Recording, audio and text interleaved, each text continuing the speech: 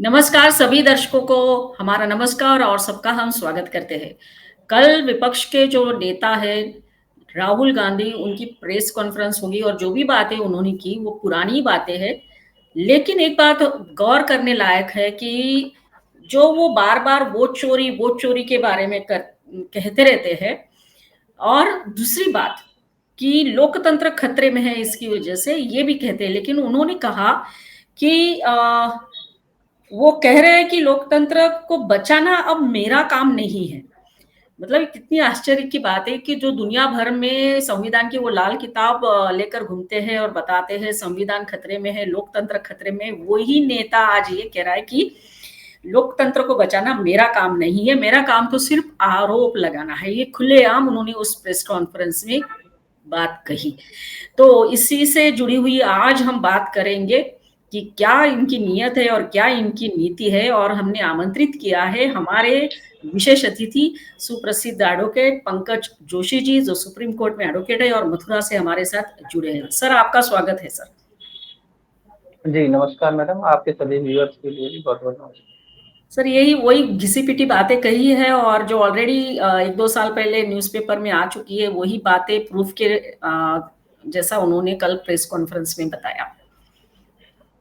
जी, देखिए बातें ऐसा है बातें कोई आम व्यक्ति करे, लेमैन कोई व्यक्ति ऐसा हो कि कहीं पर वो करे, पान की दुकान पर कहे तो एक गंभीरता उसकी नज़र नहीं आती है। लेकिन अगर कोई ऐसा व्यक्ति है जो हमारे देश को लीड आगे कर सकता है या वो विपक्ष का नेता इस समय है ही, तो अगर उसके मुँह से कोई इस तरह की बात निकल रही है, तो उसके पीछे एक एक मोटिव होता है और वो मोटिव देश की सत्ता को प्राप्त करना होता है।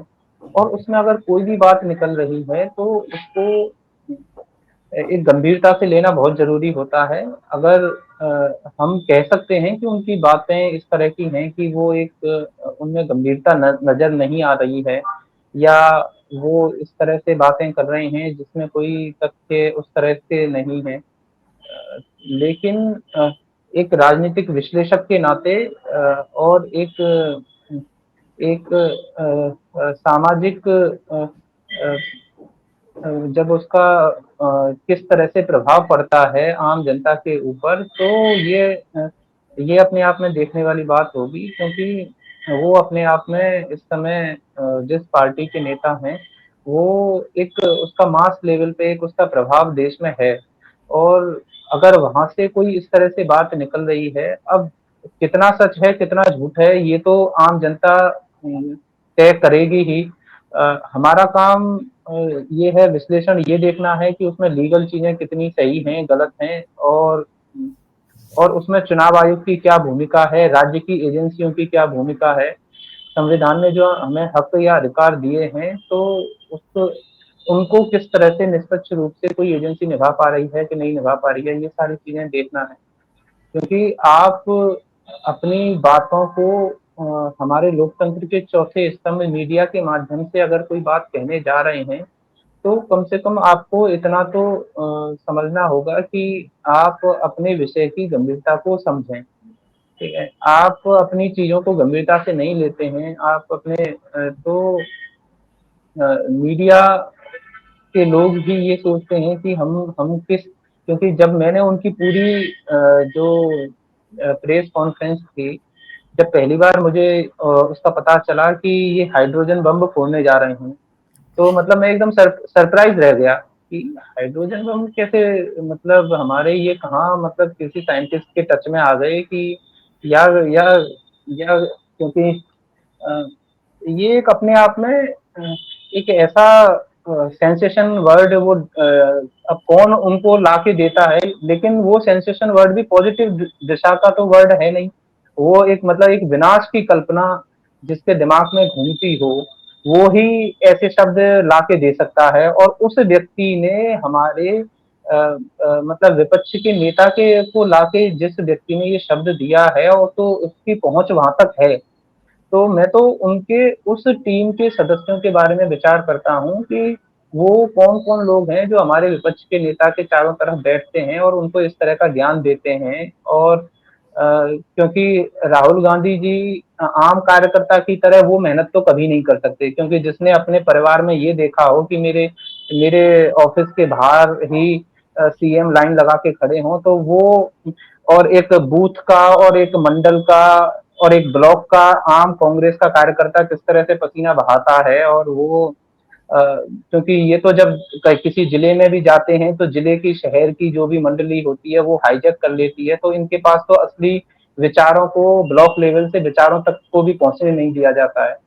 तो मैं मैं मानता हूँ कि इनके पास जो समझ जो है वो इनके जो चारों तरफ जो इनकी मंडली बैठती है वो उनको किस किस तरह से गुमराह करके रखती है। अब अब ये वो अपने आप को अंतर्राष्ट्रीय मुद्दों से और अंतर्राष्ट्रीय अपने आप को ग्लोबल लीडर के तौर पर भी प्रोजेक्ट करते हैं, लेकिन उसमें जो हमारे समाज से, भारत की सभ्यता से जुड़े जो बिल्कुल नजदीक के मुद्दे हैं, उनमें कहीं वो नजर नहीं आ रहे हैं। तो मैं तो राजनीतिक विश्लेषक के तौर पर केवल इतना समझ पाता हूँ, जितनी समझ है कि इनकी जो भी इनकी जो टीम है वो कहीं ना कहीं ऐसी टीम है जो भारत और भारत के संविधान से और भारत की आम जनता के जो मुद्दे हैं उनसे कहीं किसी भी रूप में कनेक्ट नहीं कर पा रही है। तो ये इन्होंने प्रेस कॉन्फ्रेंस की 18 सितंबर 2025 को हाइड्रोजन बम का नाम लिया, ठीक है, और उसमें ये कहते हैं कि एक बहुत बड़ा घपला है, बहुत बड़ा घपला है। मेरे दिमाग में ये आ रहा था कि कितने करोड़ों अरबों रुपए का कौन सा घपला निकाल के लाए, और बाद में बताया कि 5,000 6,000 वोट कट गए या ऐड हो गए। तो 5,000 6,000 वोट किसी जिले में कोई कहीं काम हो रहा है, और तो उसमें ये एक सामान्य प्रक्रिया होती है, और जब वो शुरुआत करते हैं, मैं उनका शुरुआत का प्रेजेंटेशन जब देखता हूँ कि आप आए आते हैं सबसे पहले एक एक इस तरह का एक हालां मतलब किसी के ड्रेसिंग सेंस पे नहीं जाना चाहिए, लेकिन आपकी उस ड्रेसिंग सेंस से भी गंभीरता नजर नहीं आती है, क्योंकि आम जनता का जनमानस आपसे कनेक्ट तो करे। राइट। और आते ही आप एक विदेशी भाषा में आप बोलना शुरू करते हैं। आप आप अगर भारत की मास तक पहुंचना चाहते हैं और आप उसकी भाषा को भी यूज में नहीं लेना चाहते हैं, तो आपको क्या जरूरत है एक शुरुआत में ही आप अपना अंग्रेजी में चालू करके आप उस प्रेस कॉन्फ्रेंस को शुरू करते हैं। आप कम से कम भारतीय भाषाओं का तो सम्मान करना सीखिए, ठीक है। आपने जब वो चालू की, और अच्छा इसमें अब उसमें देखने में ये आया, उन्होंने जो बात कही कि बीएलओ ने देखा कि वोट काटे गए, तो उसके किसी रिश्तेदार के वोट काटे। अरे भाई अरे इसमें बीएलओ तो खुद अपने आप में सक्षम एक वो एम्प्लॉय होता है, वही तो उसका असली काम है। यस। लेकिन इन लेकिन जो राहुल गांधी जी को जिसने भी इनको गाइड किया, वो या तो पूरी बात बताना भूल गए, या इनको या या ये पूरी बात तो उसकी वो काउंसलिंग हो नहीं पाई, क्योंकि मौके पे जाके तो इन्होंने कहीं देखा नहीं है। अब वो सुनी सुनाई बात को इन्होंने देखा, सुना, और आधा आधा करके वो वहां तक पहुंचा, तो अब वो चीजें इतनी अव्यवस्थित हो गई कि अब उसमें कई बार तो लगता है कि ये इतना, पहली चीज तो इस तरह से कहीं वोट चोरी ये शब्द बोलना, ये तो अपने आप में एक बड़ा डिस्ट्रक्शन वर्ड है, नेगेटिव वर्ड है, क्योंकि इस तरह की चुनाव आयोग खुद कोर्ट में जाके कह चुका है कि अब इस तरह से है, अन्यथा आप माफी मांगे और कोर्ट में ये कोई सबूत दें। तो इस तरह की कहीं भी कोई भी चीज कोई हुई नहीं है। और उसमें फिर ये कहते हैं कि कोई सॉफ्टवेयर यूज हो रहा है जो डिलीट कर रहा है, और पूरे पूरे देश में इस तरह से हो रहा है, और पिछले 10-15 सालों से इस तरह से हो रहा है। 10-15 सालों में फिर कहते हैं कि जहां जिस बूथ पे हमारी मजबूत जो है स्थिति, वहां से हमारे वोट काटे जा रहे हैं। तो अ, अब आप बताइए, उसमें उन्होंने ये भी कहा कि कोई एक ऐसा व्यक्ति है जो पहले नंबर वाले को काट देता है, उसका वोट काट देता है। तो अब इन इन सभी चीजों में आपस में कहीं भी कोई तालमेल है नहीं। और ये सारी चीजें जिस तरह से हमारे चाहे किसी भी स्टेट की बात हो, उस राज्य सरकार के जो कर्मचारी हैं वो पूरी मेहनत से अपना काम करते हैं। ठीक है, उसमें सबसे ज्यादा जो हमारे शिक्षक बंधु हैं, जो प्राइमरी के टीचर, वो अपने काम के अलावा इस काम की जिम्मेदारी संभालते हैं, और संभालने के बाद वो घर घर जाते हैं, वो कितनी मेहनत करते हैं। कहीं कहीं कोई वोट बढ़ाना है घटाना है, वो अपनी व्यक्तिगत जिम्मेदारी पे उस काम को करते हैं। और अगर किसी का उसमें ऐड करना है, या इन्होंने कहा डिलीट कर दिया, इन्होंने इन्होंने कर्नाटक के जिस आलंद विधानसभा के बारे में कहा कि जहां पर 6018 वोट कटे हैं, तो या और उसमें भी फिर इन्होंने बोला ट्राई टू डिलीट, यानी कि डिलीट करने का प्रयास हुआ है। ठीक है, तो आप अपने फैक्ट्सों में इतना, और फिर ये भी बोलने लगे इससे भी ज्यादा हो सकते हैं, हमने इतने निकाले हैं। तो आपने अ, ये केवल इस तरह का आरोप है जिसको हम अ, जैसे जब उनकी पूरी प्रेस कॉन्फ्रेंस को मैंने सुना, तो मैं तो बड़े गंभीरता से उस बात को देख रहा था कि मैंने कहा शायद कुछ इस तरह से कुछ वाकई में कुछ निकाल के लेके आएंगे। और लास्ट में वो हाइड्रोजन बम आ रहा है, और हाइड्रोजन बम का मैंने तो आधार तैयार किया है, ये ऐसा ये कह ये कहते हुए वो अपना रास्ता छोड़ के, और फिर मैं तो अब मुझे तो एक बार को तो हंसी आने लगी कि मैं इतनी देर से कॉपी पेन लेके बैठा हूँ कि कहाँ कहाँ फैक्ट्स आएंगे, कहाँ क्या होगा, किस किस कर्मचारी की गलती है। और हाँ, लेकिन इन सब से इन्होंने कर्नाटक में जहां इनकी सरकार है, वहां के कर्मचारियों को जरूर इन्होंने दोषी बना दिया, क्योंकि हुँ, जिस इस तरह से जब आप केंद्रीय चुनाव आयोग के पास अपना कोई स्टाफ नहीं है, उन्हें अपनी राज्य की मशीनरी के साथ ही समन्वय बनाकर काम करना पड़ता है। तो उस राज्य के जो भी वहाँ के जो जिले में डीएम हैं, लोकल तहसील लेवल पे एसडीएम हैं, चुनाव का घटना बढ़ाना इन दोनों लेवल पे जो होता है, तो उसमें अब आपकी वहां पर सरकार है, ये तो आपको अपने अधिकारियों से पूछना चाहिए। इसकी जिम्मेदारी तो आप खुद बताएं कि कैसे वोट बढ़े घटे, ये तो आपकी आपकी सरकार के अंदर में ये सब हो रहा है सारे। वहां जो तहसील में कोई तहसीलदार है, वो तो आप लोगों के दबाव में काम कर रहा होगा। आप यहाँ से कह रहे हैं कि मोदी जी ने करवा दिया, या चुनाव आयोग के माननीय ज्ञानेश कुमार जी ने ऐसा करवा दिया, उनके पास तो अपना कोई इस तरह से कोई स्टाफ ही नहीं है। ठीक है, राइट। आपकी राज्य राज्य मशीनरी का स्टाफ है, वहां पर आपकी सरकार है, अगर इस तरह से होता है तो अब इनके इस तरह के दबाव आने से एफआईआर हुई है कि चलिए जांच होगी। अब जांच में आप सबूत दीजिए, आप उसमें एविडेंस तो देंगे। अगर आप एविडेंस नहीं देंगे और केवल बड़े बड़े एक हर बार लाते हैं, एक फाइल लेके आते हैं, उसमें 150 पेज होते हैं, किस बात के होते हैं, उसमें कोई एविडेंस के नाम पर कुछ है या नहीं है, ये तो क्योंकि आप कोर्ट में तो जाते नहीं है, मीडिया हुँ, के सामने आते हैं, मीडिया के सामने आके बस आपने वो दिखाया और दिखा के चले गए। तो अब हम हम तो कानून के छात्र के रूप में या राजनीतिक विश्लेषक के रूप में हमारा समय भी तो खराब हो रहा है, क्योंकि हम आपको इतनी गंभीरता से देख रहे हैं और लास्ट में आपने कुछ नहीं बताया। ठीक है, तो हमारा हम अपना समय क्यों जाया करें आपको देखने में, आप कुछ ऐसी गंभीरता वाली चीजें लाइए। अच्छा, अब ये चूंकि बिहार के चुनाव आ रहे हैं, बिहार के चुनाव के लिए ये जो इन्होंने वोट अधिकार यात्रा निकाली है, उसमें बार बार वोट चोरी कह कह के ये परसेप्शन बना रहे हैं। ठीक है, तो या तो ये बिहार के मतदाता को बेवकूफ समझ रहे हैं कि वहां पर अब ये चुनाव के बाद रिजल्ट आएगा तब इनको पता चलेगा कि कांग्रेस की बिहार में कितनी वोटें आई हैं, और यस। इनको भरोसा नहीं है तो अकेला लड़के देखें। ठीक है, हाँ, ठीक है कि वहां पर क्या है।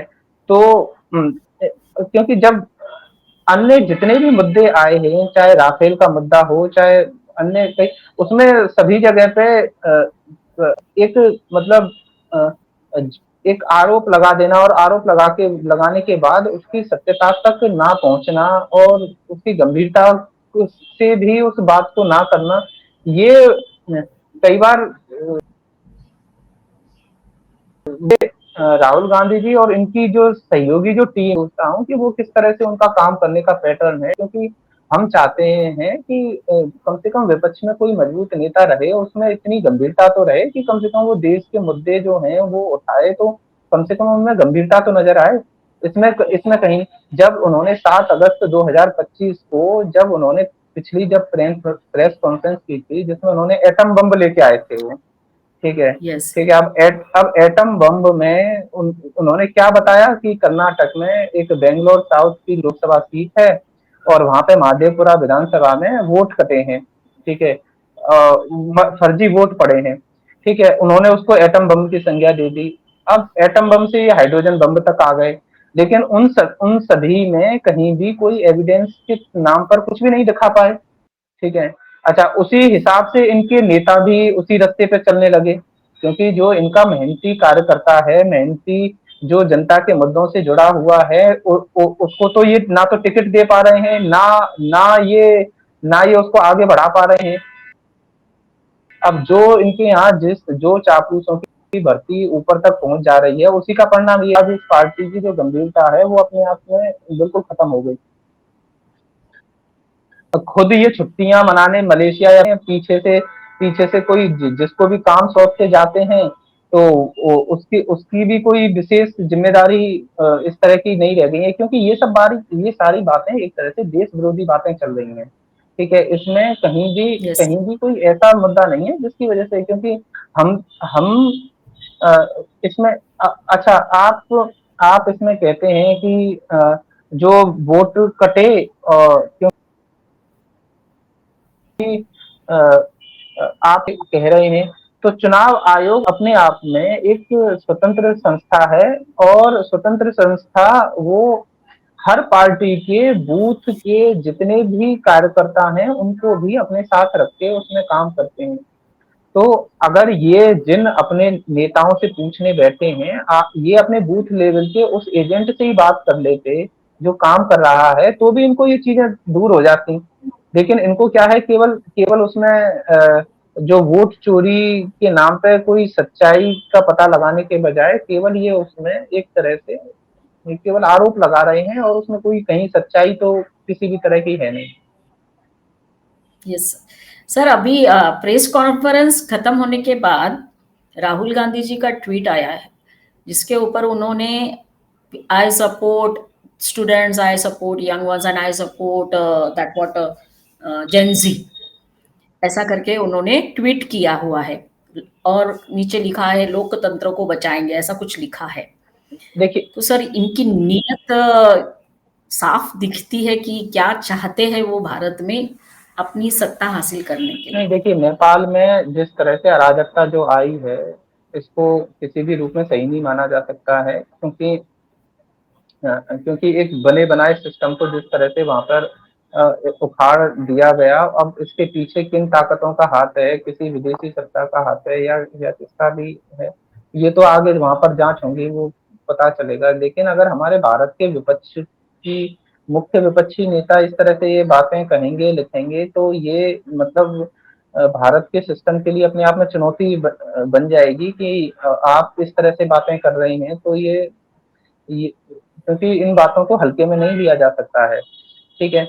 और यस। ये युवाओं की बातें कर रहे हैं, तो अच्छा, युवाओं में क्योंकि इस प्रेस कॉन्फ्रेंस में भी इन्होंने बार बार ये बातें कही थी, जब उसको प्रेस कॉन्फ्रेंस को जब मैंने सुना कि वोट काटे गए, हमारी पार्टी के वोट काटे गए, ठीक है, फिर उसके बाद ये कहते हैं दलितों के वोट काटे गए, आदिवासियों के वोट काटे गए, ठीक है, माइनॉरिटी के वोट काटे गए, लास्ट में थोड़ा सा इनको जब लगता है कि तो इन्होंने ओबीसी भी नाम बोल देते हैं कि ओबीसी के भी वोट काटे गए।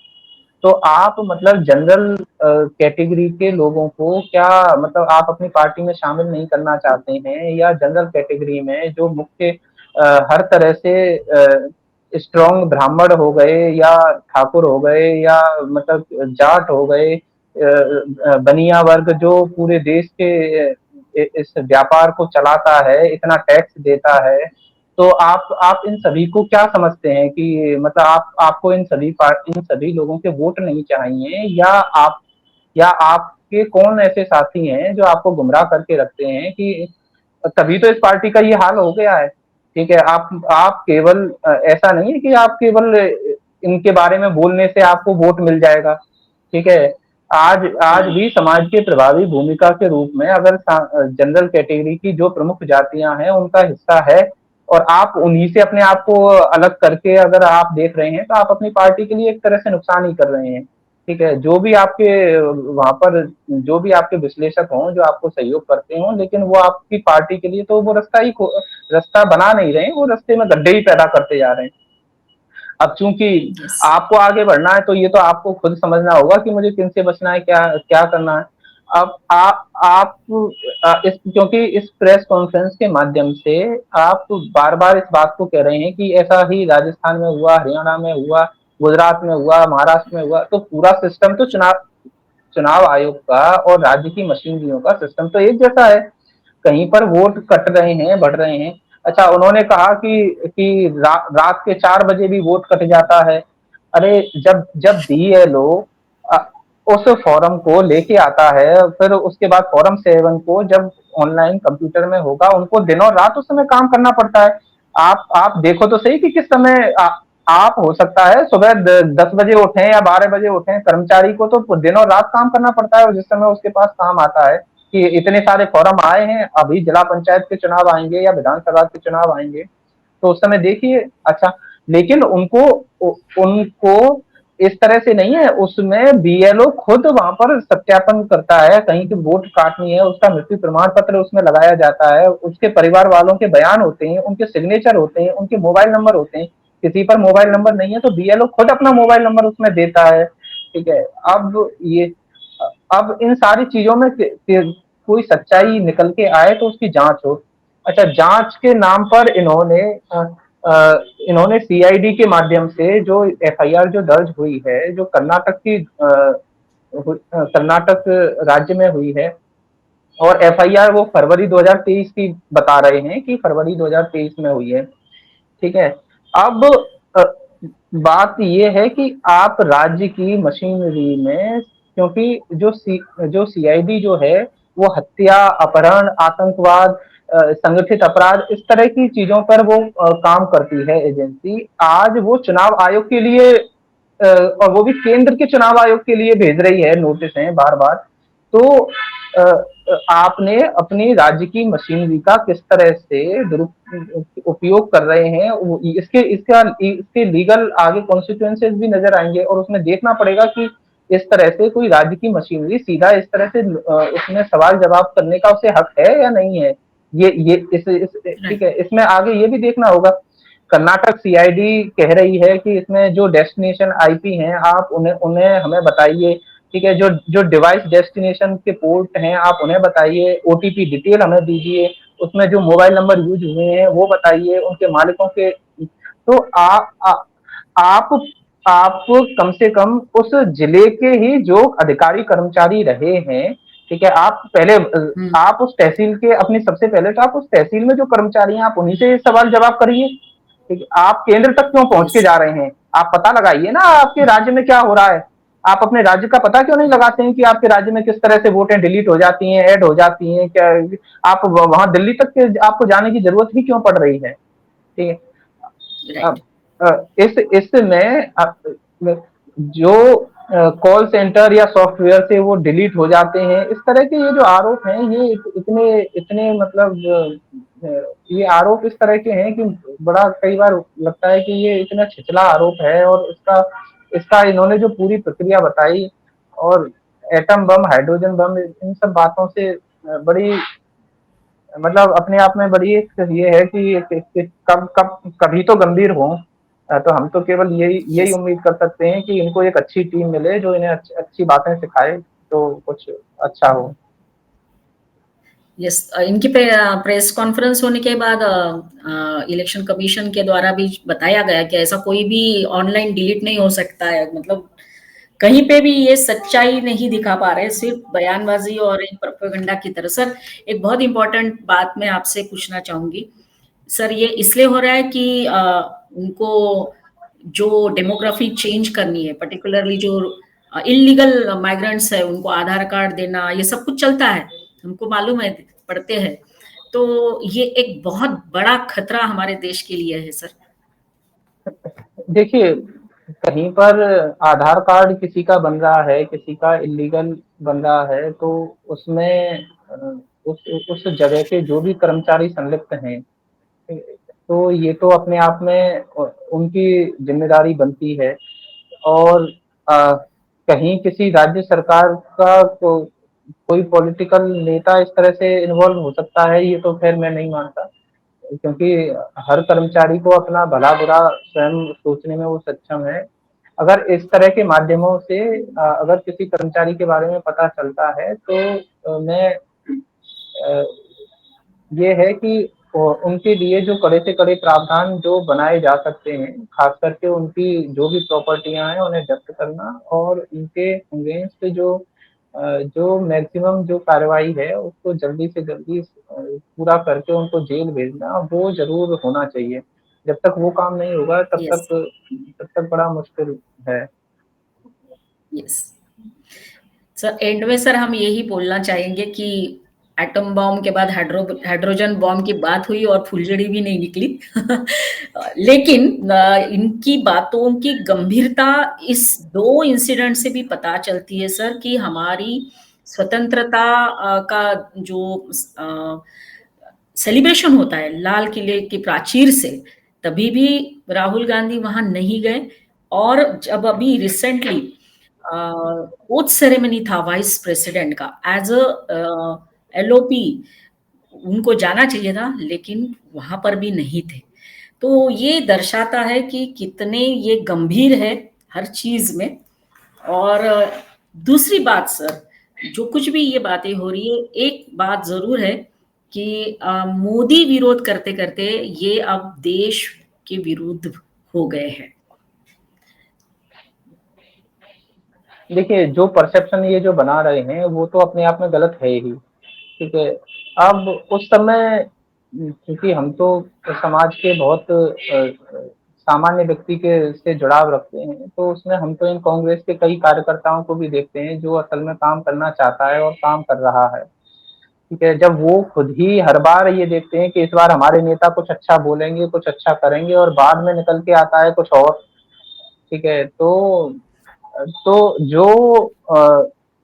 जो अखबारों को गंभीरता से लेते हैं, राजनीति को गंभीरता से लेते हैं, आगे सामाजिक मुद्दों को गंभीरता से लेते हैं, वो कार्यकर्ता अपने आप इस पार्टी से दूर हो जाता है।